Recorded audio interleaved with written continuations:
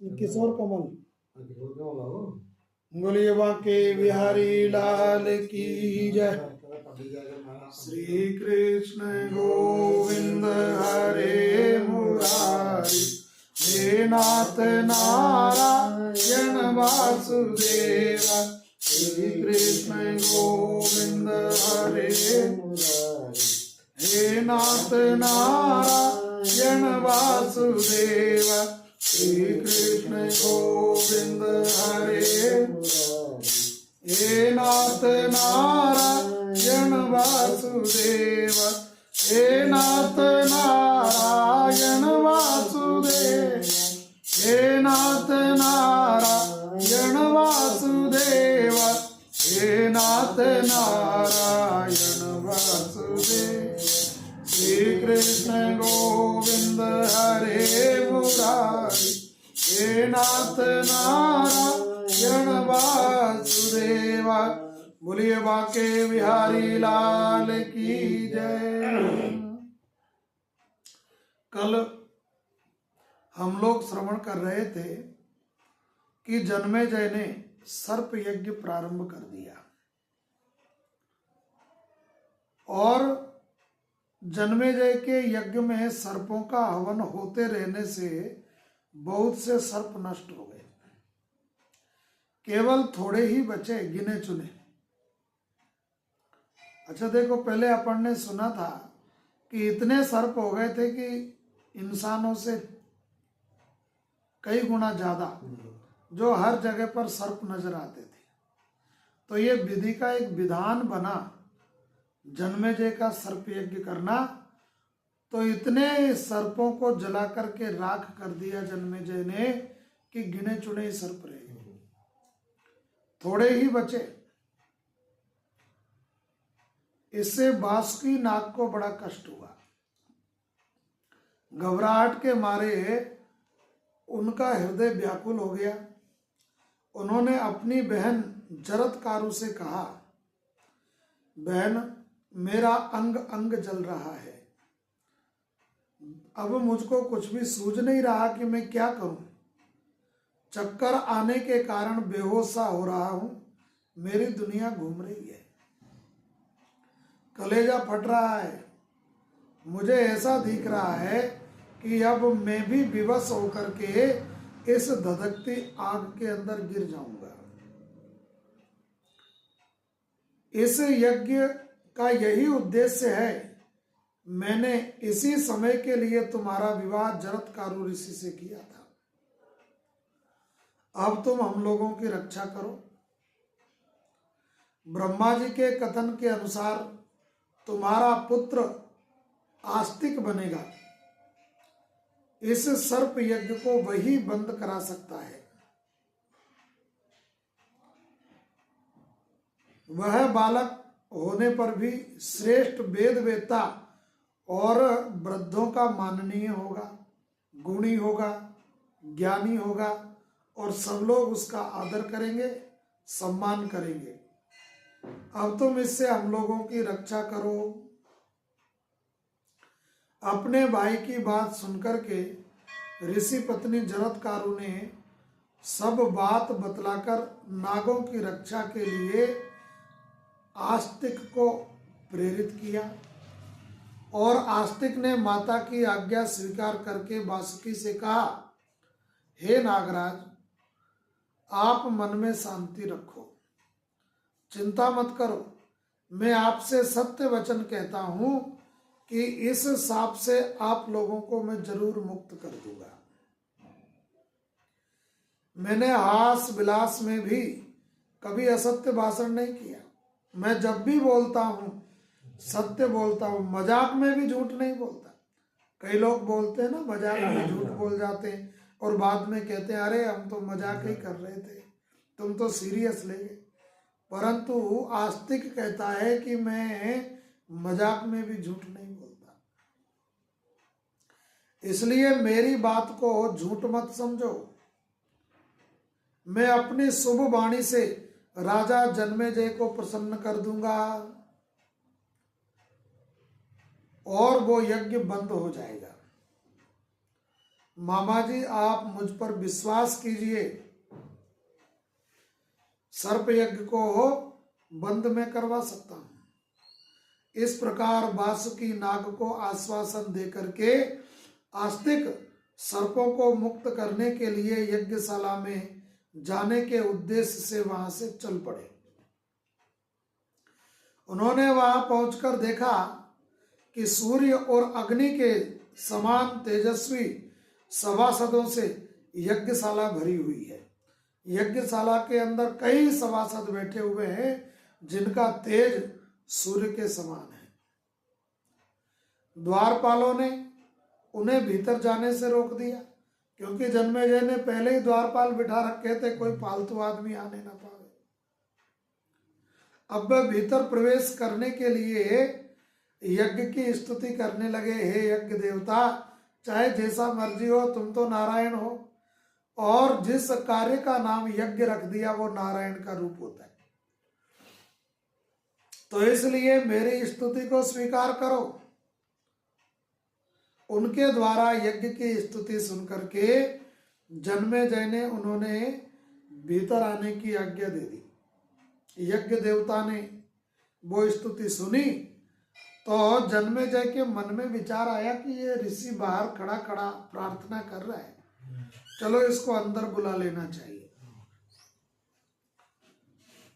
तो जन्मेजय की आज्ञा के मुताबिक वो अंदर आ गए।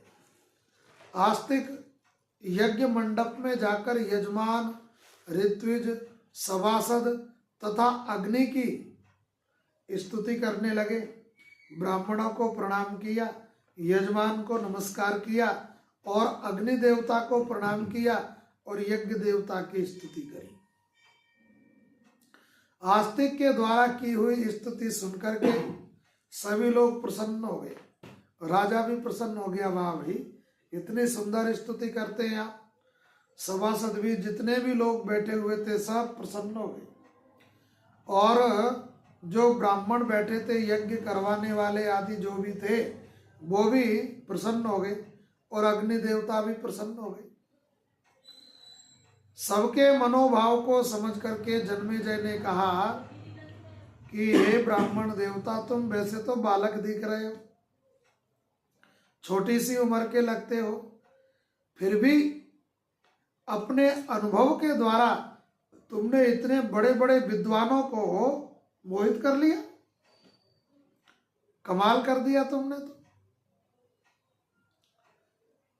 अब मैं मानता हूं कि तुम शकल से बालक हो, उम्र से बालक हो, परंतु बुद्धि से बालक नहीं हो।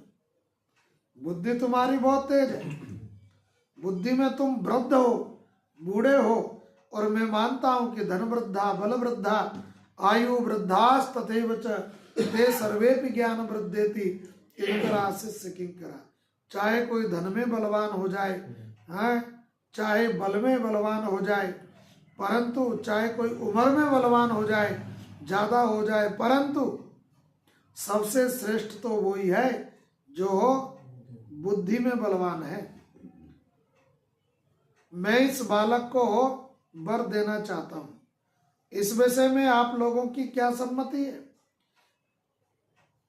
सभासदों ने कहा, ब्राह्मण यदि बालक हो तो भी राजाओं के लिए मान्य है। ब्राह्मण जरूरी नहीं है कि बूढ़ा ही होवे तो ही वो पूजनीय होता है। ब्राह्मण जरूरी नहीं है कि युवान ही होवे वो ही पूजनीय होता है। ब्राह्मण बालक है और विद्वान है तो भले ही वो बच्चा ही क्यों ना हो, वो भी पूजनीय है। यदि वह विद्वान हो तब तो कहना ही क्या। देखो, एक तो ब्राह्मण बालक, दूसरा वेद पाठी और तीसरा विद्वान, ये गुण मिलना बड़ी मुश्किल की बात है। अतः आप इस बालक को मुंह मांगी दक्षिणा दो महाराज, ये जो चाहता है वो दो, हम आपको नहीं रोकेंगे। क्योंकि भले ही जितना मर्जी विद्वान हो, बालक ब्राह्मण है तो मांगेगा भी उसी हिसाब से। तो इसलिए जो भी मांगता है वो आप दे दीजिए। जन्मेजय ने कहा, आप लोग यथाशक्ति प्रयत्न कीजिए कि मेरा यह कर्म ठीक से समाप्त हो जाए। तक्षक नाग अभी तक नहीं आया। मैं इतनी देर से देख रहा हूं, इतने दिनों से देख रहा हूं कि यज्ञ हो रहा है, दुनिया भर के नाग जला करके राख कर दिए, परंतु तक्षक अभी तक नहीं आया। और वही तो मेरा प्रधान शत्रु है, वही मेरा दुश्मन है, और उसी के चक्कर में मैंने यज्ञ किया, दुनिया भर का नुकसान हो गया सर्पों का, परंतु जिसके लिए किया वही अभी तक नहीं आया। ऋत्विजों ने कहा, अग्निदेव का कहना है कि तक्षक भयभीत होकर के इंद्र देवता की शरण में चला गया। इंद्र ने तक्षक को आशीर्वाद दे दिया कि तुम अभय हो जाओ, तुम्हें कोई मार नहीं सकता, मेरी शरण में आए हो। जन्मेजय ने कुछ दुखी होकर के कहा, आप लोग ऐसा मंत्र पढ़ो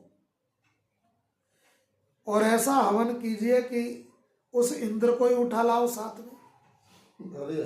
हैं? ऐसा क्यों नहीं करते? इंद्र के साथ तक्षक आ जाएगा और अग्नि के अंदर भस्म हो जाएगा। क्यों तक्षक का इंतजार करते हो? जन्मेजय की बात सुनकर होता ने आहुति दे डाली। ब्राह्मणों ने कहा, ठीक है, तुम कहते हो तो इंद्र की स्वाहा, इंद्र को कर देते स्वाहा, इसमें हर्ज क्या है।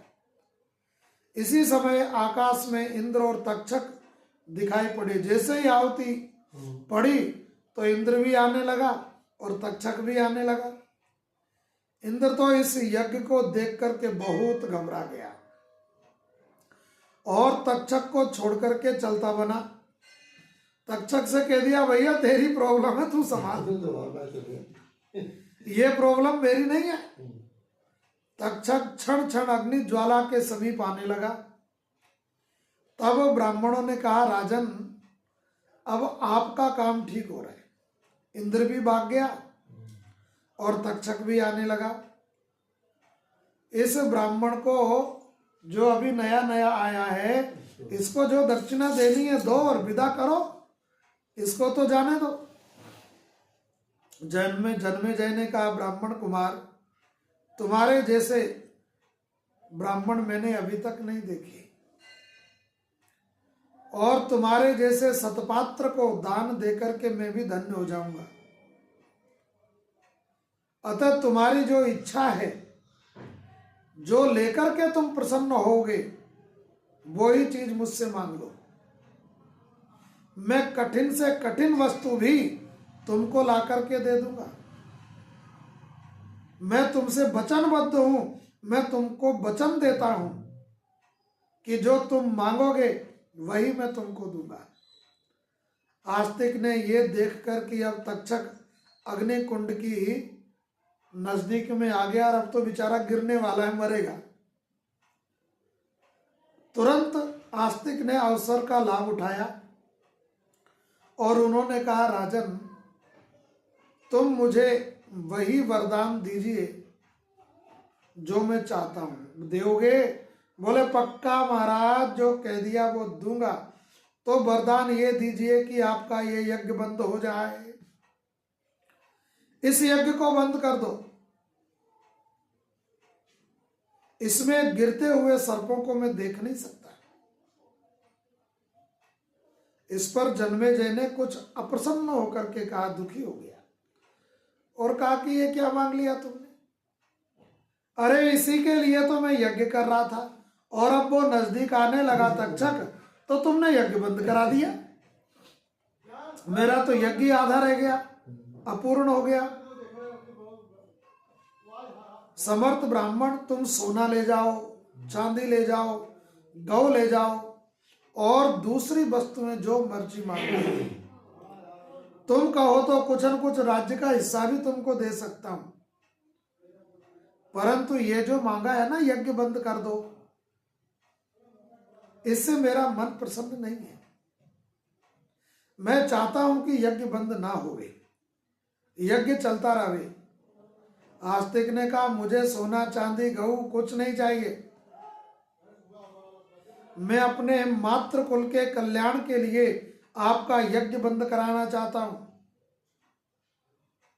तुमने एक सर्प के चक्कर में कितने ही करोड़ों सर्पों की आहुति दे डाली, तुमको अंदाजा नहीं है।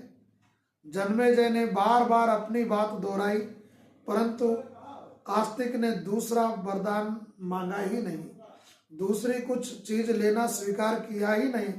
इस समय सभी वेदज्ञ सदस्य एक स्वर में कहने लगे, यह ब्राह्मण जो कुछ मांगता है वही इसको मिलना चाहिए, जो मांगे वही दे दो महाराज।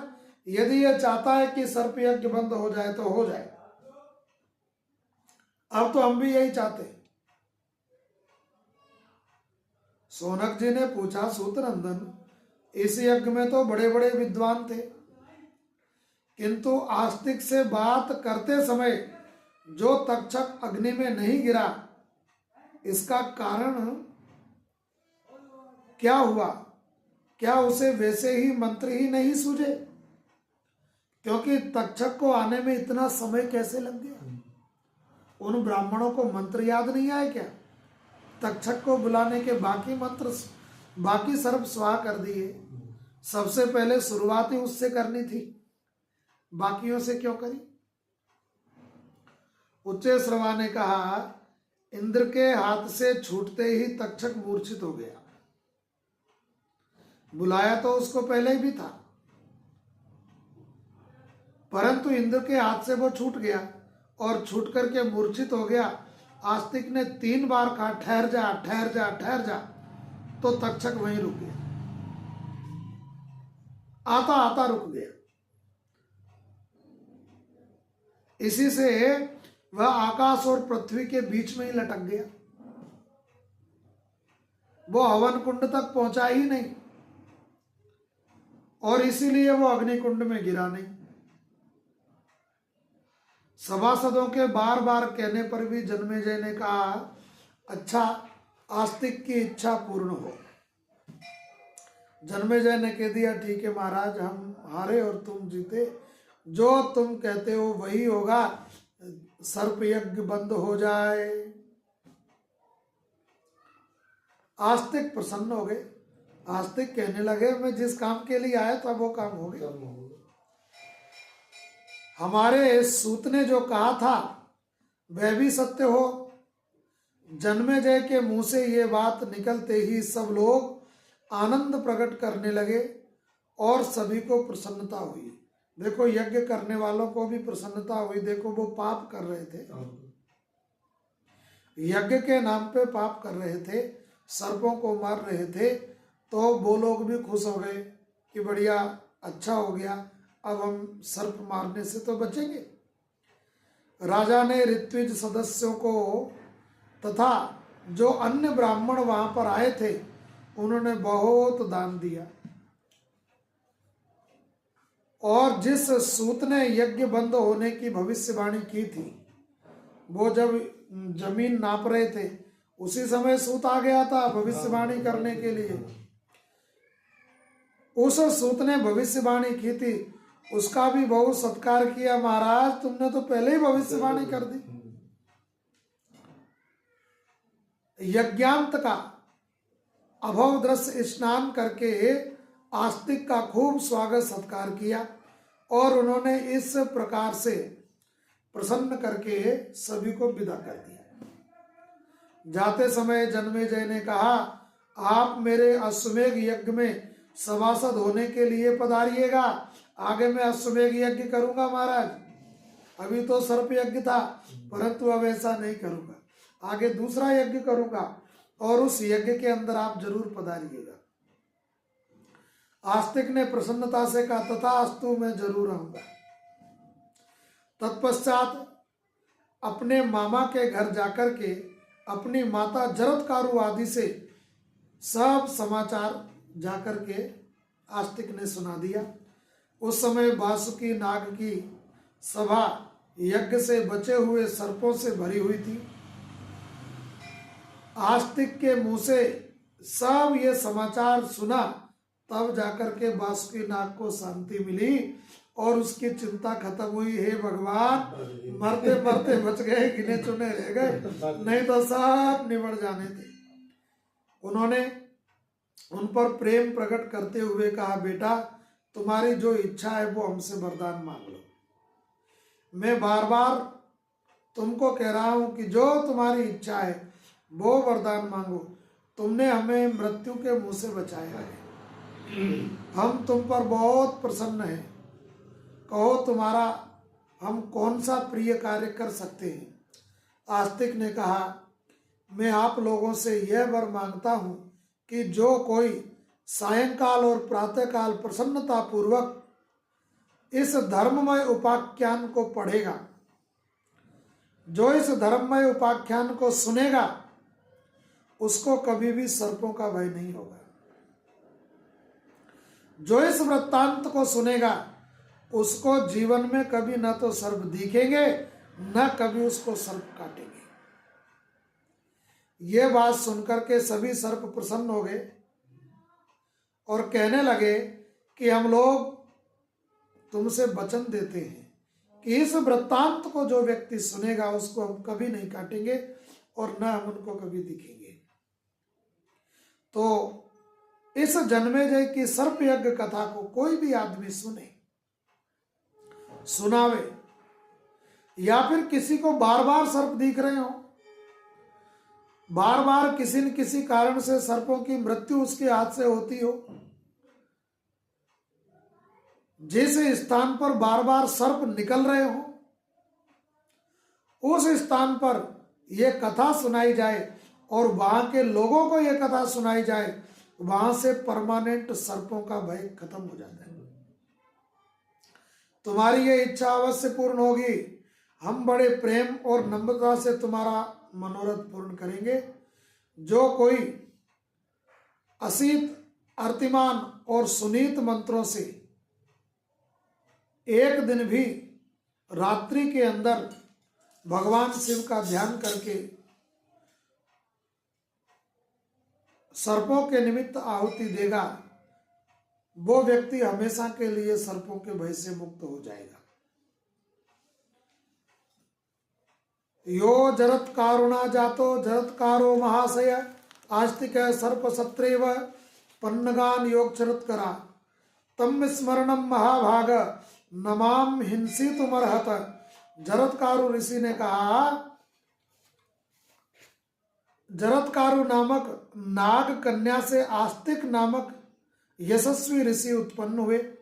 उन्होंने सर्प यज्ञ में तुम सर्पों की रक्षा की और महाभाग्यवान सर्पों, मैं उनका स्मरण करता हूं। तुम लोग मुझे मत डसो, ये मंत्र है महाराज। इस मंत्र का कोई भी व्यक्ति पाठ करके यदि हवन कर दे तो उसके जीवन में कभी भी उसको सर्प दिखाई नहीं पड़ते।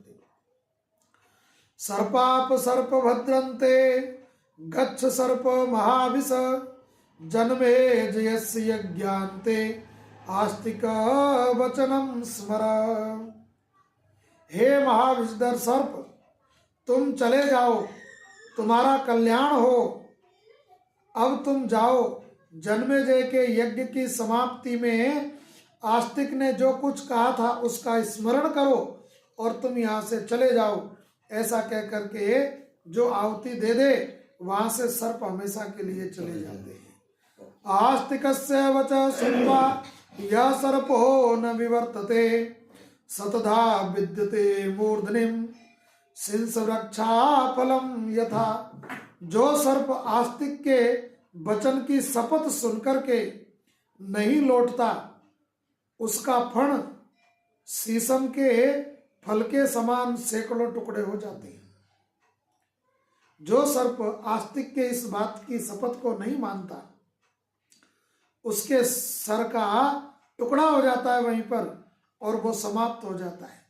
धार्मिक शिरोमणि आस्तिक ऋषि ने इस प्रकार सर्प यज्ञ से सर्पों का उद्धार किया। शरीर का प्रारब्ध पूरा होने पर पुत्र पौत्रादिकों को छोड़कर के आस्तिक स्वर्ग में चले गए। जो आस्तिक चरित्र का पाठ या श्रवण करता है उसे सर्पों का कभी भी भय नहीं होता। बोलिए यज्ञ भगवान की जय।